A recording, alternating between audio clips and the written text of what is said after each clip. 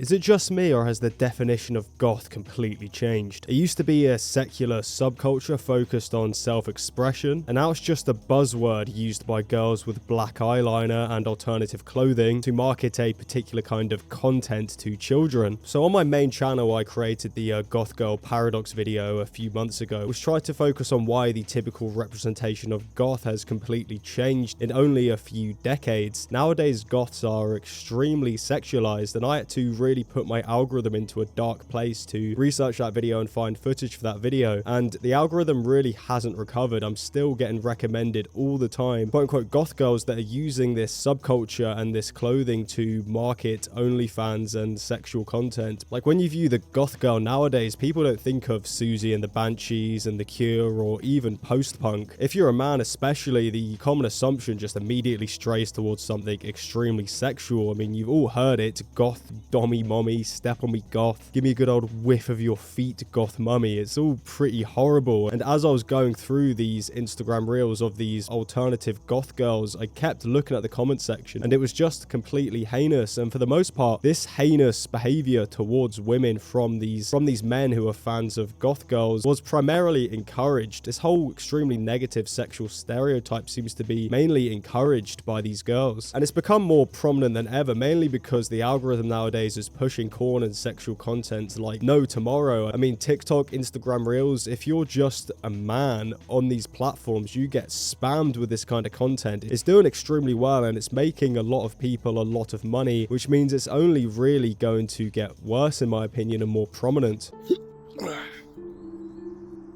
Julia, is that you? Yeah. You good? Yeah, I'm good. The algorithm hasn't been treating me too nicely, but do you want... I got some merch, misinformation spreader.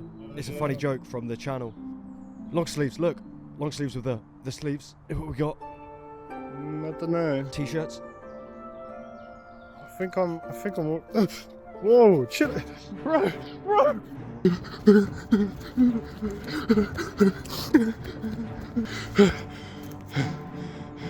Where's he gone? No. Buy my merch, link in bio. Buy my merch, link in bio.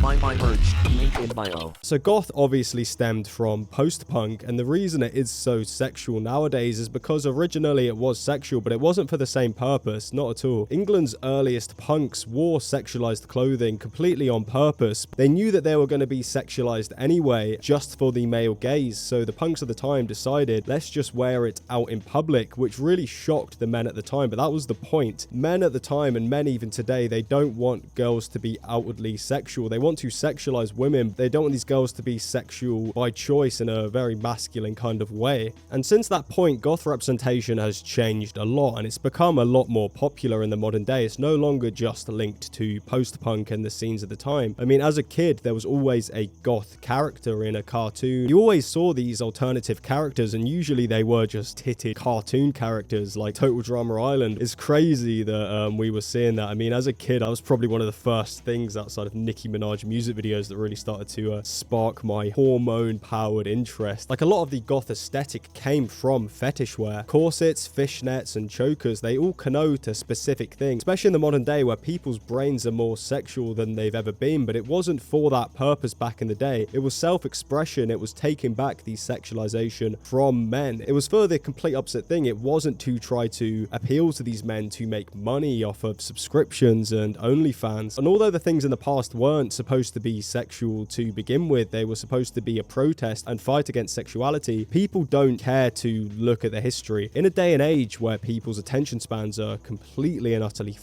they're just going to see things that connote sexual things and think sexual. It's gotten to the point where in the last 20 years, goth has become an entirely sexual subculture. You go on Instagram Reels and there are people that are putting this content and using the goth subculture and the way in which the goth subculture's representation has changed to be sexual to take advantage of something that was very special and very empowering to a lot of women, to use it on a platform to market to people who are either supposed mentally ill because they're addicted to this content, or literal children, because there is children all over these services and all over these apps. And I'm not trying to like be sexist here or go against sex work. People have the ability to do whatever they want. These girls are allowed to do whatever they want, and they're allowed to wear whatever they want, and they're allowed to go into any form of work that they want. But I think it's disingenuous not to comment on it truthfully as an actual problem it is. I mean, a lot of the goth women I've spoke to, and a lot of the goth women whose videos I watched to research this so I could really get both ends of the spectrum, mentioned the change in how they were treated when they suddenly started dressing goth and alternative. They still got creepy DMs, they still got all these creepy things, but it changed to become a lot more sexual and a lot more damaging in my eyes. I mean, the whole step on me, the whole drag me into the basement, and you can say this is just men's fault for being sexual, but pretty much every single reel I see that's advertising OnlyFans under the veil of goth and alternative are using these jokes, these phrases, all the goth kind of negative stereotypes to market the style of content. It's obvious that it benefits them and they are going to continue doing it. And it's obvious that goth fashion is more accessible than it's ever been. I mean, not only has society completely changed to the point where dressing like that is essentially normal nowadays, it's no longer frowned upon to walk outside and look alternative. And it's gotten to the point where, because of the whole mall goth, mall emo, and the push towards alternative subcultures into the mainstream based on the back of Nirvana and emo, it's gotten to the point where you can just go on Shein and buy these items for incredibly cheap and start dressing that way. Fine, dress that way, you're allowed to dress that way, but it's obvious that these girls on these platforms, they might be dressing in that way because they like it, but it's highly unlikely they are aware of the subculture of the past and the fight against the fact that they were overly sexualized, because they are doing the almost exact opposite of what that subculture was fighting against. Punk, post-punk, and goth women in the past were fighting against being sexualized. They didn't want to be sexualized, but they used the male gaze and what men wanted them to wear to fight back against it. But nowadays, these girls are wearing these items of clothing and pushing forward this kind of disgusting goth talk to appeal to men. It is to appeal to men to make them money. And I suppose it can be empowering in a way to take back that sexuality and make money off of it. And it's hard to blame the women for this because they're making money, and I can understand, but it's also hard to blame the men. It's hard to blame really any side of the spectrum in a way that is not hateful. When men watch corn, it's a primal desire that's being tapped into for the pursuit of making money. It's such a hard thing to quit because not only is it clicks away, but it is an inherent desire that everybody has. I mean, a person addicted to, for example, cigarettes or heroin, they're not just going to randomly have a craving for a cigarette or heroin if they've never had it before. But people who have maybe never watched corn or aren't addicted to corn, they're going to get horny. People be getting horny, you know what I mean? Like, why do you think the goth dommy mommy even exists in the first place? It's because the original subculture aimed to take control of their femininity. They wore these clothes and they acted in a certain way to take the control away from men, and that was seen as very kind of masculine at the time because they weren't being sexual to be subservient to men. They were being sexual for the complete opposite. The sexuality was used to fight against what was going to happen to them anyway, and that fight against this sexuality has stopped outside of a few people. It's now just girls using sexuality and using the completely term of goth to appeal to these same men that the original subculture was aiming to fight against. And I understand there's a lot of corn supporters. They do exist, but I don't think it can be seen as beneficial to society in any way. The world is more sexualized than it's ever been, and that is not a good thing in any way. I mean modern relationships are completely the treatment of women seems to be getting worse, and the mental health crisis is at an all-time low. People's mental healths are completely destroyed, and I don't think it's a coincidence that the rise of social media, and specifically the rise of very sexual content and corn, has coincided with this decline in mental health. It literally drains your brain of dopamine. It's going to just completely destroy your motivation. And young men are introduced to corn at such an incredibly young age. It morphs their brain into being an overly sexual, disregarding mess. They don't see women as humans, and I don't think the men can be blamed for that, especially when they are incredibly young. I mean, they're literal children. You're not going to blame a child or a teenager who has these hormones running for getting into this content. I mean, realistically, the people to blame are the companies that are mainly benefiting off this, realistically. I mean, the women are benefiting financially. And although there are loads of videos online and loads of people who are aware of the original goth subculture and what it meant to be, and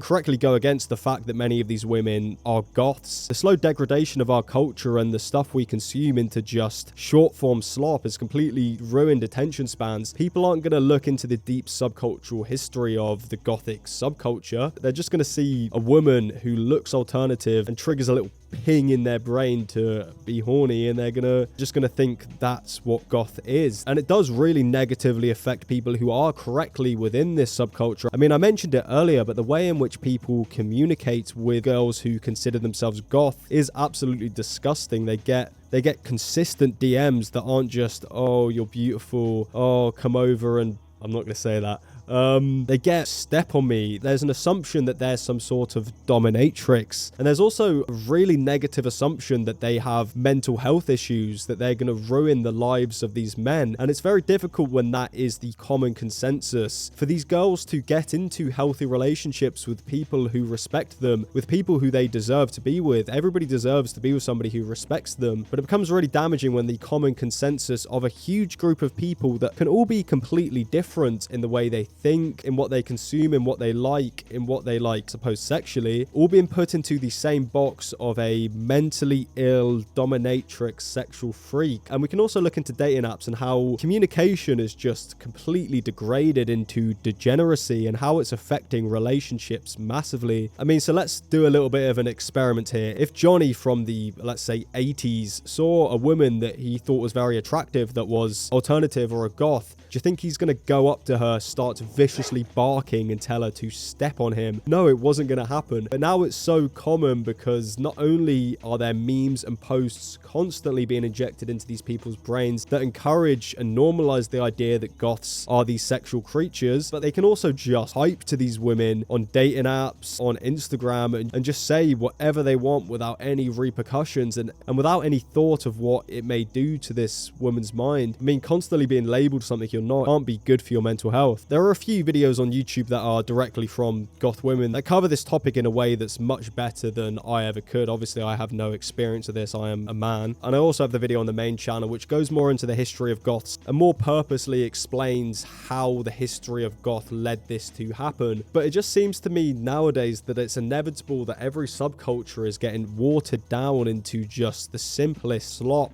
to mainly pry on people's inherent desires and make other people money, mainly corporations money. I mean, not enough people speak about that. Why do you think porn exists? I don't think it really benefits society. It makes people a lot of money. That's why it exists. I mean, anybody who says otherwise is just coping, in my opinion. But out of all the subcultures that have slowly degraded, I mean, we have hippies, we have punks, it's all degraded, and there are people grifting off of each of these subcultures that were originally meant to be anti-establishment and fight against things. I think the most damaging by far is the goth subculture because it's completely changed, and the message is misunderstood in a way that's really damaging to the girls who are just goths and they subscribe to the original ideology of goth. They are now lumped into just this sexual degeneracy, and it also becomes a problem because it kind of erases the history somewhat. I mean, alternative subcultures have basically saved my life. I mean, I personally don't subscribe to any particular subculture, but I love looking into them. I love researching them. It's my entire job. It's my livelihood, and it's my passion. It's all I really think about. And it's sad to see things continuing just to be put in a singular box just to appeal to people who don't really understand it and don't know what it is. So I guess the only takeaway from this is to just, I mean, I'd say just treat people better, but this is a whole underlying issue that's really hard to solve. I mean, as long as humans have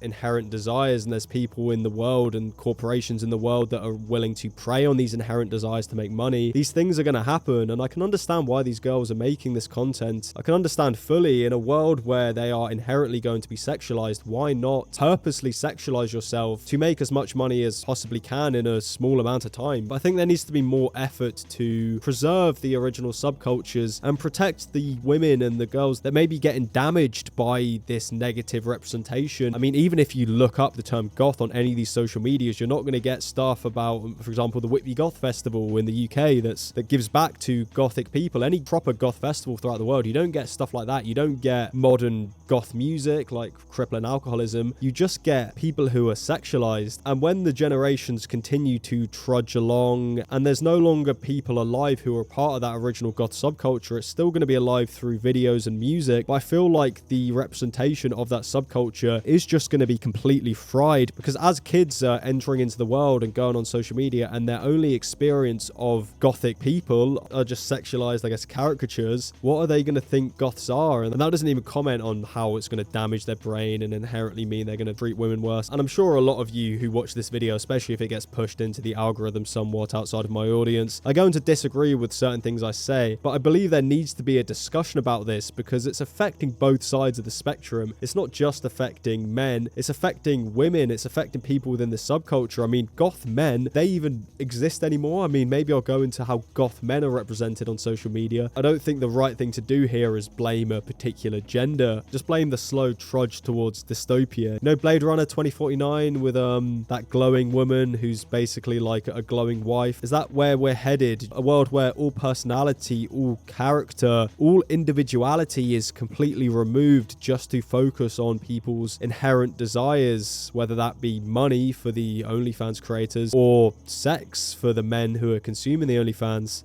I don't know how really to end this. I guess the best thing to do is, if you are passionate about this subject, don't just take my word for it. I'm going to link a few videos from women who have made videos about the over-sexualization of goths in the description, because they can highlight the issue and they can comment on it more than I ever could. But yeah, that's all I have to say. So if you're a goth, please don't step on me. Just step the fuck back.